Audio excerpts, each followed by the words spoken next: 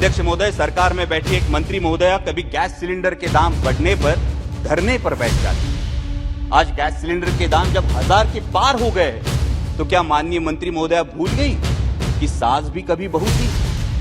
अध्यक्ष महोदय, सभी को याद होगा बचपन में स्कूल में जाया करते तो 10 पैसे की लिमलेट की गोली और 10 पैसे की लिमलेट की गोली शर्ट के कोने में पकड़ के दांतों से तोड़ के दोस्त को दिया करते थे। अध्यक्ष महोदय, तब फर्क नहीं पड़ता था दोस्त का नाम अमित है या अमजद। आज फर्क पड़ता है। तब फर्क नहीं पड़ता था दोस्त दलित है या सवर्ण, लेकिन आज फर्क पड़ता है।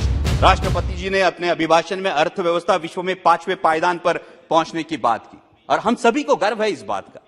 लेकिन हम मिडिल क्लास लोग हैं अध्यक्ष महोदय, 1 लाख करोड़ में एक पे कितने जीरो लगते हैं ये हमें पता नहीं, क्योंकि मेरे देश के 90% देशवासियों को सिर्फ इन सवालों से मतलब है कि आज पेट्रोल का दाम क्या है, आटे दाल का भाव क्या है, गैस सिलेंडर के दाम क्या है।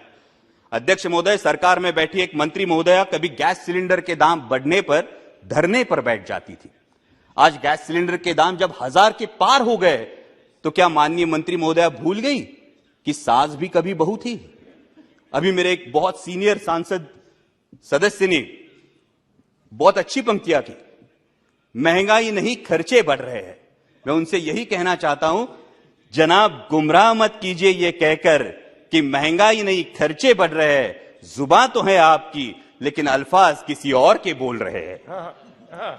लेकिन इस बात पर सभी को सहमत होना होगा कि भूतपूर्व पंतप्रधान स्वर्गीय इंदिरा जी गांधी के बाद पूरे देश पर लंबे समय तक पूरे देश को प्रभावित करने वाले प्रधानमंत्री आदरणीय नरेंद्र जी मोदी ही है। इस बात पर सभी को सहमत होना होगा। लेकिन अध्यक्ष महोदय, इतिहास गवाह है कि प्रभावी व्यक्तियों का नुकसान विरोधियों से ज्यादा उनके अनुयायी करते हैं। इस बात का इतिहास गवाह है और इसीलिए सोशल मीडिया के अंधभक्तों से और सवाल पूछने के बजाय अपने में मशगूल रहने वाले मीडिया के कुछ नुमाइंदों से सावधान रहने में ही देश हित है। राष्ट्रपति जी ने कहा कि देश विकास की ओर बहुत तेजी से बढ़ रहा है, लेकिन अध्यक्ष महोदय, वास्तविकता यह है कि उतनी ही तेजी से मेरे देश का माहौल बिगड़ रहा है। G20 की हम अध्यक्षता कर रहे हैं, ये गर्व की बात है। और G20 का लोगो देखिए तो बहुत ही प्यारा लोगो है, जिसमें हम विश्व को बता रहे हैं वसुधैव कुटुंबकम। मैं जिस चुनाव क्षेत्र से आता हूं वहां संत ज्ञानेश्वर जी की संजीवन समाधि है। संत ज्ञानेश्वर जी ने तो पसायदान करके आता विश्वात्मके लाहो जोजे वांछीलतो ते लाहो ये कहा है, लेकिन हम विश्व को बता रहे हैं वसुधैव कुटुंबकम, लेकिन अपने ही देश के लोगों को बता रहे हैं ये तुम्हारा मुल्क नहीं, इस पानी पर तुम्हारा अधिकार नहीं। अध्यक्ष महोदय, सभी को याद होगा बचपन में स्कूल में जाया करते तो 10 पैसे की लिमलेट की गोली खरीदते थे और 10 पैसे की लिमलेट की गोली शर्ट के कोने में पकड़ के दांतों से तोड़ के दोस्त को दिया करते थे। अध्यक्ष महोदय, तब फर्क नहीं पड़ता था दोस्त का नाम अमित है या अमजद। आज फर्क पड़ता है।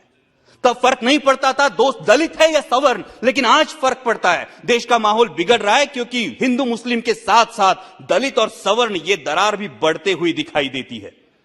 कभी हाथरस जैसी घटना होती है, कहीं स्कूल के बच्चे ने सवर्णों का पानी पिया इसलिए उसको पीटा जाता है, मूछें बढ़ाई तो पिटाई, दलित दूल्हा घोड़ी पे बैठा तो आपत्ति। किस विकास की दिशा में जा रहे हैं आप? हर किसी को अध्यक्ष महोदय अपने धर्म पर अभिमान होना लाजमी। 1 मिनट सर, लास्ट।